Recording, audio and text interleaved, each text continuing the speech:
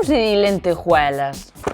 Que boa pregunta! Verás, no dicionario da Real Academia Galega non figura ningún termo equivalente a lentejuelas do castelán. Así que temos que acudir ao Tergal, que é un banco de datos de termos recomendados que normalmente acaba aceptando a Real Academia Galega. Pois ben, o Tergal propón brillantiñas, non confundir ca brillantina, a do pelo. É curioso porque en portugués sí que se usan os castelanismos lentejoula, lantejoula, lentejoila ou lantejoila. A Real Academia Galega, polo xeral, é bastante remisa a incluir castelanismos no dicionario. Que? Gustache o meu traxe de brillantiñas? Ola, unha dúbida. Se ventana é fiestra, como sería a ventanilla dun automóvil?